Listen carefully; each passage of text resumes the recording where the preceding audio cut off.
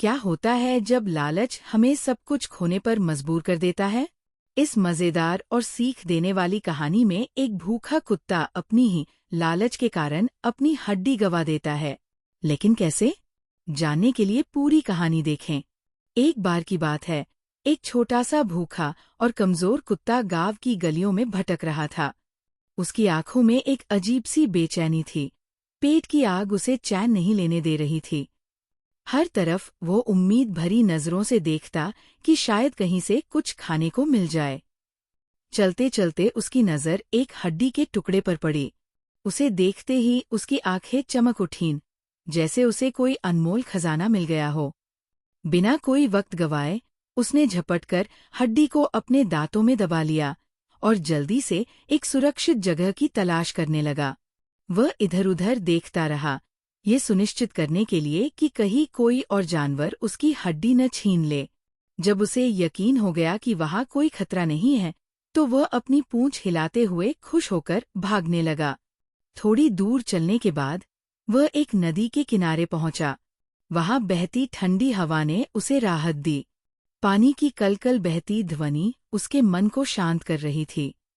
पास ही एक लकड़ी का पुल था, जिससे होकर वह दूसरी तरफ जाने लगा। जैसे ही उसने नदी के पानी में झांका, तो उसे वहां अपनी ही परछाई दिखाई दी। लेकिन उसकी नासमझी और लालच ने उसे ये सोचने पर मजबूर कर दिया कि पानी में कोई दूसरा कुत्ता भी है, जिसके मुंह में उससे भी बड़ी हड्डी है।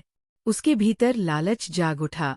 उसकी आंखें फैल गईं और मन में विचार आया, अगर मैं जोर से भौंकूंगा तो वो डरकर अपनी हड्डी गिरा देगा और मुझे 2 हड्डियां मिल जाएंगी। ये सोचते ही उसने जोर से भौंकने के लिए मुंह खोला, पर जैसे ही उसने अपना मुंह खोला, उसके जबड़ों से हड्डी छूटकर सीधे नदी में जा गिरी। छपाक! पानी में गिरती हड्डी को देख उसका दिल धक से रह गया। उसने घबराकर पानी में झांका, लेकिन हड्डी धीरे धीरे गहरे पानी में डूब चुकी थी। अब वो अफसोस और पछतावे से भर गया। जो हड्डी उसकी थी, वो भी अब चली गई थी। उसने कुछ देर पानी में ताकते हुए अपनी गलती को महसूस किया। अगर वो लालच नहीं करता और संतोष रखता, तो कम से कम उसकी अपनी हड्डी तो उसके पास रहती। वह भारी मन से वापस चल पड़ा। इस बार उसके चेहरे पर खुशी की जगह उदासी थी, लेकिन उसके मन में एक नई सीख थी।